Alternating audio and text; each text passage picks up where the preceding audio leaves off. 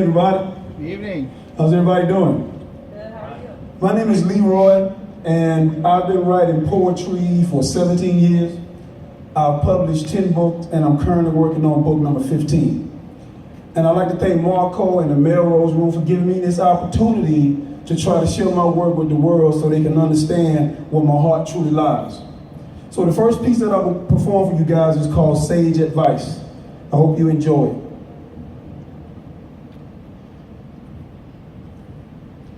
I'm somewhere in the dream world, and I'm dreaming about my life. And something hit me, and it tells me what is sage advice. And in my dream, I see wise men and I see wise women. And everybody is smoking on what they call a peace pipe. And after every puff, someone gives wise advice. And as the peace pipe slowly makes its round, it gets to me. Now it's my turn to try to turn it around.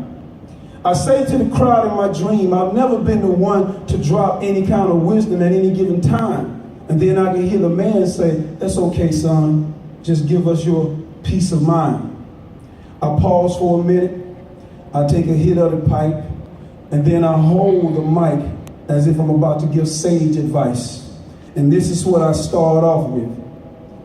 I knew that my mother and my father conceived me.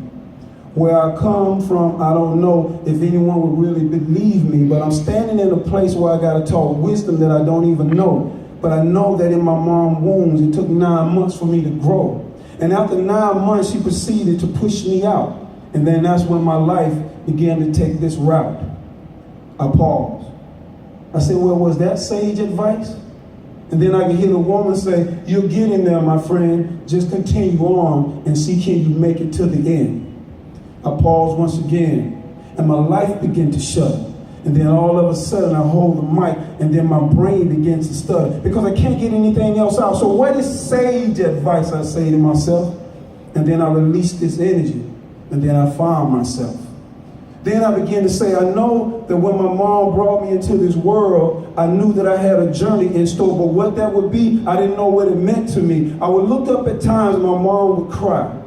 I would look up at times and I would see her smile. But I'm just a child and I don't know what this journey is all about, but to me it seemed from the tears and the cries it's going to be wild. But I stand and she feeds me and she nurtured me, and then I began to grow. I began to speak, and Lord knows, what do you know? Then I began to verbalize certain things like, "Mommy, I love you. Mommy, can I take care of you? Mommy, what can I do for you?" She said, no, baby. I'm just here to provide for you until you can stand up on your own. And then, back in the dream, I say to the wise woman, "Is that what you're looking for?" She said, "No, my friend, you just got to go just a little bit further. Give us a little bit more." Now I'm confused in the world. I thought that was sage advice. Now I'm lost in my own world. And nothing seems to be sounding right. So I take one last hit of it. I said, now that I'm a grown man, I now know that I must understand that in order to be peaceful in life, you got to find that sage advice. It doesn't come from outside what people give you. It comes from the harmony that you hold within you. Now I began to understand what my mom was saying all along. Son, you got to take your own journey home. It doesn't mean walk to the door, knock, and walk in. It means knock on the inside and let peace come from within. I hold, I pause, and in the dream world, I can hear them all say, "My son, you are becoming wise." And this is what we call sage advice. Thank you.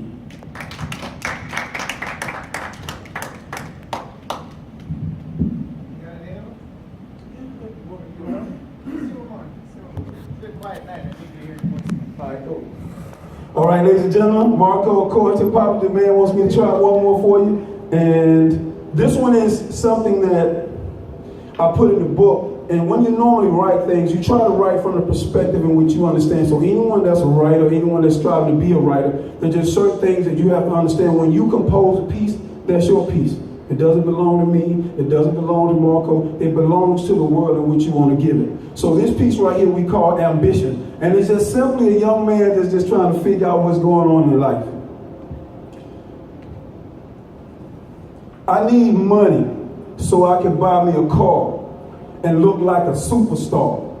I need to purchase gold and new clothes. It's all about ambition. It's all about me. I need me a job so I can have me a house, so I can pay all my bills and never think twice. I'm coming with ambition, and no one should complain. Now that I have all these things, something else is missing. Oh snap, I need a woman that I can hug and kiss, someone to bear my kids, something I've been missing. Now that I have all these things, this woman that I'm hugging and kissing, I don't know her at all, and now she's mad. I'm divorced now, and it's all downhill. She's taking everything. Now I can't pay my bills. Man, I tell you, this ambition has gotten the best of me. Thank you.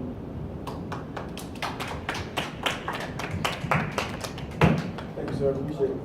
Give it up one more time for Miss Lee.